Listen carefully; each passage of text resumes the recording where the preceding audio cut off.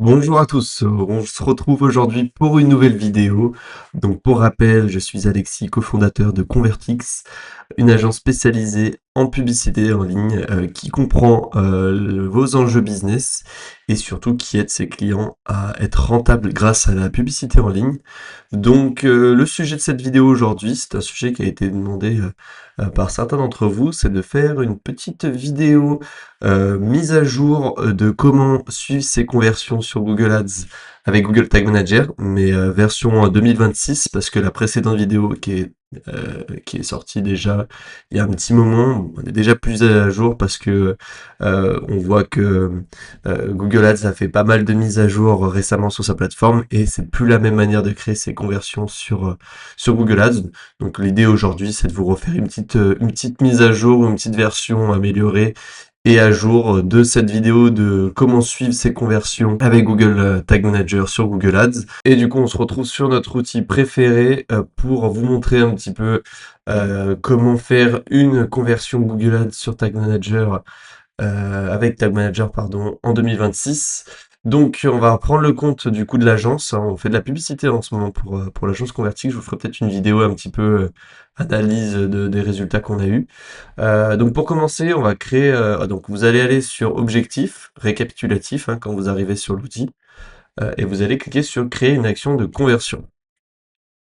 Et en fait, normalement, dès que vous allez arriver ici, c'est là où il va y avoir un peu de nouveauté par rapport à avant. Voilà, on est sur un affichage qui a un peu changé par rapport à la manière qu'on avait avant de créer des conversions. Donc ça, on va mettre affiché plus tard. Donc on part du principe qu'on va créer une conversion avec Google Tag Manager. Donc vous allez décocher la conversion à partir d'appels téléphoniques parce que voilà, ça sous-entend qu'on va créer la conversion directement avec Google Ads sans Tag Manager si on laisse cette option activée. Donc on va la désactiver et on va laisser juste conversion sur un site web. Dans les sources de données, donc là, vous allez mettre votre URL, rechercher. Si vous avez bien fait le travail, et ça, la vidéo que j'avais fait sur comment connecter Google Ads à Tag Manager, elle est toujours d'actualité. Si vous avez bien fait le travail, vous allez avoir votre source de données Convertix avec votre balise Google Ads qui va être connectée. Alors vous allez décocher Google Analytics, parce que c'est pas le sujet de configurer ces conversions Google Ads avec Google Analytics aujourd'hui. On va parler uniquement de Tag Manager, même si ça sera lié, vous le verrez. En tout cas, si vous voulez savoir comment configurer ces conversions avec Google Analytics, avec Google Ads, donc vous pouvez suivre la vidéo qu'on a également fait sur le sujet, qui reste relativement à jour. Si jamais vous souhaitez une version pareille à jour, n'hésitez pas à me le faire savoir en commentaire. Donc là, vous allez juste cocher Convertix, comme ça, et puis vous allez cliquer sur Enregistrer et continuer.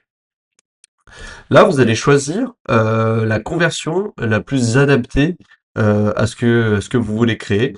Donc, imaginons, voilà, moi je veux faire, on va partir du principe que je veux créer une action de conversion, demander un devis. Donc, il s'agit en fait d'un bouton sur ma page de vente ou mon site internet où qu'on clique dessus, ça demande mes coordonnées et ça permet de demander automatiquement un devis dans le cas de Convertix, un devis pour savoir combien ça va coûter de se faire accompagner par Convertix. Donc voilà, imaginons il y a ce bouton, il y a un formulaire, tac, j'appuie sur le formulaire et je veux que dès que j'envoie ce formulaire, ça me déclenche une conversion sur Google Ads. Donc vous allez sélectionner en partant de ce principe que vous avez bien fait le travail d'analyser quel est le type de conversion que vous voulez suivre, vous allez cliquer sur demande de devis. Vous allez cliquer sur manuellement, voilà. Normalement, vous allez avoir cette page qui va s'afficher. Vous allez mettre en action principale, parce que c'est le sujet de votre action de conversion, hein. Vous voulez suivre les demandes de vie sur votre site internet. Là, vous allez mettre, alors moi j'aime bien faire ma petite nomenclature, vous allez mettre G-Ads. Pourquoi je mets G-Ads? Parce que quand j'ai des conversions, par exemple avec Google Analytics, je vais mettre GA4. Ça me permet de savoir si c'est une conversion Google Analytics ou une conversion qui a été directement configurée avec Tag Manager et qui est issue de Google Ads. Hop, je vais faire ça. Au niveau de la valeur, bah là, vous allez choisir la valeur la plus appropriée à votre action de conversion. Moi, en l'occurrence, c'est des demandes de devis, donc il n'y a pas forcément de valeur. Je pourrais faire mes calculs pour savoir combien vaut une demande de devis par rapport au nombre de clients que je vais signer, mais je vais pas mettre de valeur parce que je la connais pas. Par contre, si vous êtes dans le e-commerce, que vous êtes en train de créer une action de conversion achat, bah là, vous pouvez saisir la valeur de votre panier moyen, par exemple, par défaut. Donc, je sais que William, du coup, mon associé, a également fait des vidéos sur le sujet, donc n'hésitez pas, on vous mettra un lien sur comment configurer une conversion Google Ads avec du e-commerce. Voilà, n'hésitez pas à revenir sur cette vidéo. Donc là, moi, je vais choisir de ne pas utiliser de valeur pour cette action de conversion. Ensuite, du coup, sur le nombre, donc là, vous allez également choisir l'option la plus adaptée à votre situation. Moi, j'ai mis une. Pourquoi? Parce que je veux pas qu'à chaque fois que quelqu'un remplisse un formulaire, ça compte une conversion. Pourquoi? Parce que si j'ai quelqu'un, par exemple, qui m'envoie 2 ou 3 formulaires, qui s'est trompé, qui fait des doublons, voire même des triplons, bah, si je mets sur toutes, bah, cette personne-là va être comptée 3 fois. Sauf que c'est qu'un seul prospect. J'ai qu'une seule personne derrière l'écran. Même si elle m'a envoyé 3 formulaires, au final, moi, ça me fait qu'un seul prospect. Donc c'est pour ça, en fonction, pareil, de votre manière de comptabiliser, choisissez bien une ou toutes. Généralement, quand on est sur des prospects, on choisit une, et quand on est sur des achats, on choisit toutes. Parce qu'une même personne peut faire plusieurs achats. Donc là, on va choisir toutes. Mais nous, dans notre cas, on va mettre une. Ensuite, sur le reste, voilà, vous vérifiez que l'attribution elle est bien basée sur les données. De toute façon, il n'y a plus trop le choix maintenant. Et qu'on est bien sur Tag Manager. Voilà, vous cochez aussi le suivi avancé des conversions si vous l'avez configuré. Pareil, ça, si vous êtes intéressé, on pourra le voir dans une autre vidéo. Voilà, vous assurez que tout est bien configuré. Vous changez pas la manière d'attribuer en fonction des jours, sauf si c'est un impératif pour vous. Mais je vais pas rentrer dans les détails non plus. Et vous cliquez sur OK. Donc là, logiquement, ce qui s'est passé, c'est qu'on a notre action de conversion demande de devis qui a été créée manuellement avec Tag Manager. Donc la source, c'est le tag que j'ai créé. Donc là, je vais sur Tag Manager, mais pourquoi on a cet affichage? C'est parce que j'ai créé, voilà, ma balise Google, elle est créée là. Et c'est parce qu'elle est créée là qu'elle remonte dans Google Ads. Donc là, vous avez 2 possibilités. C'est soit vous avez une autre action de conversion dans la demande de devis. Je sais pas, par exemple, vous voulez créer une action de conversion Google Analytics en secondaire au cas où, hein, vous faites un tracking de ce qu'on appelle de secours. Voilà, vous pouvez créer. Bon, vu que j'ai pas coché Google Analytics au début, hein, souvenez-vous, bah, je pourrais pas le cocher. Mais si vous l'aviez coché dès le début, vous pouviez, par exemple, créer une action de conversion principale pour avec Google Ads et une secondaire avec Google Analytics. C'est possible. Mais vous avez aussi la possibilité, avant de passer à l'écran suivant, d'ajouter une autre catégorie. Donc ça, c'est pratique. Je trouve ça assez pratique dans la nouvelle interface de Google Ads, c'est qu'on peut vraiment créer toutes ces actions de conversion d'un coup, alors qu'avant, on était obligé de revenir dans le menu, de sortir, de revenir, de sortir, de revenir. Là, vous pouvez tout créer d'un coup, hein. Je sais pas si vous avez un formulaire simple, vous pouvez cliquer sur le formulaire. Si vous avez, par exemple, un tracking téléphone, vous pouvez cliquer, par exemple, sur Contact, et vous créez votre tracking téléphone, hein. Il ne me semble pas qu'on ait d'autres catégories. On n'a pas la catégorie appel, elle est réservée, ouais, elle est réservée aux annonces appels de Google Ads. Mais voilà, vous avez la possibilité de créer toutes vos actions de conversion d'un coup, attribuées en fonction des jours, sauf si c'est un impératif pour vous. Et je vais pas rentrer dans les détails non plus. Et vous cliquez sur OK. Donc là, logiquement, ce qui s'est passé, c'est qu'on a notre action de conversion demande de devis qui a été créée manuellement avec Tag Manager. Donc la source, c'est le tag que j'ai créé. Donc là, je vais sur Tag Manager, mais pourquoi on a cet affichage? C'est parce que j'ai créé, voilà, ma balise Google, elle est créée là. Et c'est parce qu'elle est créée là qu'elle remonte dans Google Ads. Donc là, vous avez 2 possibilités. C'est soit vous avez une autre action de conversion dans la demande de devis. Je sais pas, par exemple, vous voulez créer une action de conversion Google Analytics en secondaire au cas où, hein, vous faites un tracking de ce qu'on appelle de secours. Voilà, vous pouvez créer. Bon, vu que j'ai pas coché Google Analytics au début, hein, souvenez-vous, bah, je pourrais pas le cocher. Mais si vous l'aviez coché dès le début, vous pouviez, par exemple, créer une action de conversion principale pour avec Google Ads et une secondaire avec Google Analytics. C'est possible. Mais vous avez aussi la possibilité, avant de passer à l'écran suivant, d'ajouter une autre catégorie. Donc ça, c'est pratique. Je trouve ça assez pratique dans la nouvelle interface de Google Ads, c'est qu'on peut vraiment créer toutes ces actions de conversion d'un coup, alors qu'avant, on était obligé de revenir dans le menu, de sortir, de revenir, de sortir, de revenir. Là, vous pouvez tout créer d'un coup, hein. Je sais pas si vous avez un formulaire simple, vous pouvez cliquer sur le formulaire. Si vous avez, par exemple, un tracking téléphone, vous pouvez cliquer, par exemple, sur Contact, et vous créez votre tracking téléphone, hein. Il ne me semble pas qu'on ait d'autres catégories. On n'a pas la catégorie appel, elle est réservée, ouais, elle est réservée aux annonces appels de Google Ads. Mais voilà, vous avez la possibilité de créer toutes vos actions de conversion d'un coup. Et une fois que vous avez tout créé, vous allez cliquer sur enregistrer et continuer. J'en profite pour te couper 2 secondes dans la vidéo. J'ai cofondé Convertix, une agence spécialisée en publicité en ligne, notamment sur Google et sur Meta. Aujourd'hui, on accompagne plus d'une 60aine de clients et on gère plus d'1,5 million de budget publicitaire. Alors, si tu veux te faire accompagner sur ta stratégie publicitaire et d'acquisition, n'hésite pas à prendre rendez-vous pour un audit gratuit avec nous. Le lien est en description. Bonne vidéo. Voilà. Et là, vous allez avoir le fameux menu qui va vous permettre de configurer vos balises. Donc là, pareil, donc en fonction du nombre de balises que vous allez configurer, elles vont toutes être listées ici. Et nous, dans notre cas, on veut configurer les balises avec Tag Manager.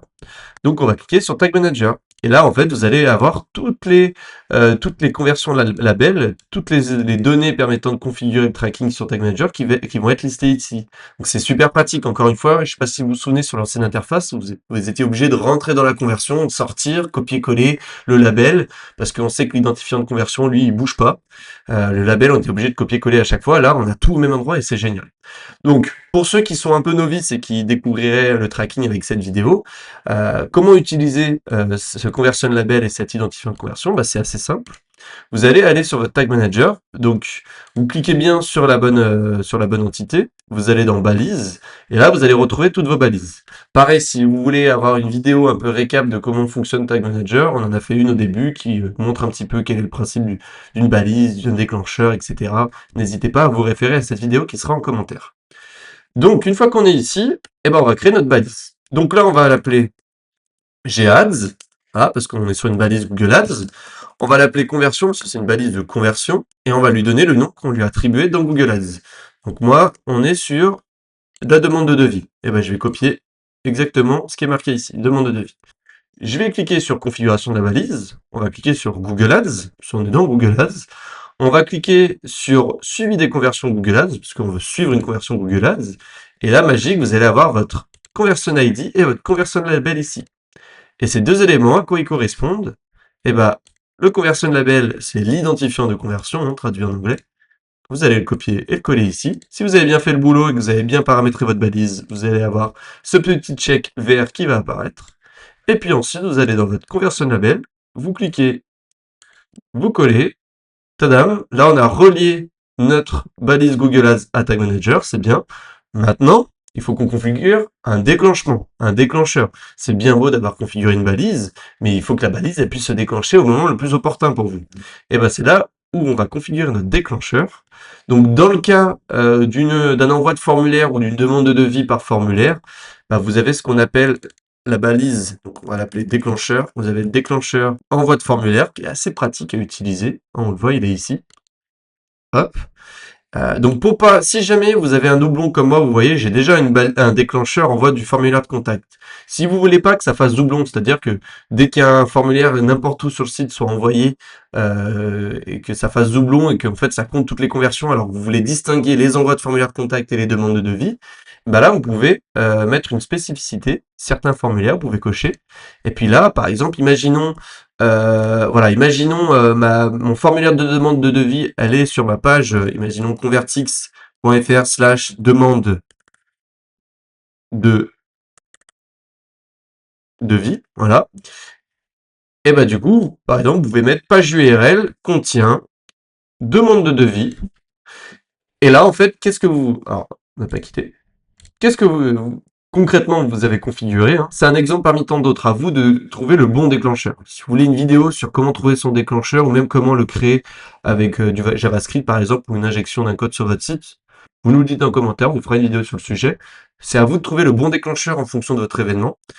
Mais là par exemple, qu'est-ce que ce déclencheur signifie? Il signifie que quand j'ai un envoi de formulaire sur une page URL qui contient l'URL demande de devis, j'ai mon envoi de formulaire qui va se déclencher et qui va enregistrer la demande de devis. Donc voilà, vous l'avez, déclencheur demande de devis, ma balise de conversion de demande de devis. Donc concrètement, dès qu'un formulaire qui sera envoyé sur cette page de demande de devis sera déclenché, et ben ma balise de conversion va se déclencher, va enregistrer une conversion dans Google Ads si le clic et l'envoi de formulaire, pardon, a été fait après le visionnage ou le clic d'une publicité sur Google, bien entendu. Une fois que vous avez fait ça, vous cliquez sur enregistrer. Voilà, vous avez votre balise qui est créée ici. Là, vous cliquez sur terminer. Voilà. Et vous avez une dernière étape. Voilà, ici. Hein. Vous allez voir que votre balise va être en dépannage. Elle va être inactive parce que vous l'avez créée, mais il faut la dépanner, il faut la tester pour pouvoir savoir si elle marche ou pas. Bah là, c'est simple, vous allez faire dépannage. Donc là, imaginons. Alors, moi, il me semble qu'elle n'existe pas. Cette page de demande de devis. Mais on va faire le jeu, on va jouer le jeu. Vous allez tester votre déclencheur. Donc, rappelez-vous, hein, notre déclencheur, il se déclenche uniquement quand un formulaire est envoyé sur la page demande de devis. Donc forcément, on va tester la page demande de devis. Pareil, vous vous adaptez à votre déclencheur de votre côté. Vous allez vous mettre connecté. Donc il me semble que ça va être une erreur 404. Voilà. La page n'existe pas. Donc forcément, je vais pas pouvoir la tester.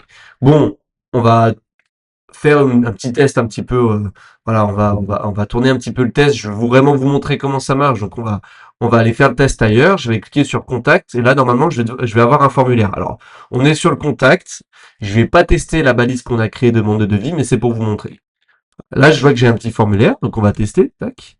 Voilà, test, envoyer. Votre envoi effectif. Donc là, en l'occurrence, si j'avais bien testé ma balise sur ma page demande de devis, que j'ai pas créée, imaginez qu'elle a été créée, vous allez avoir cette action de conversion en bas à droite qui va s'afficher vert, en mode ça y est, ça a été déclenché, c'est validé.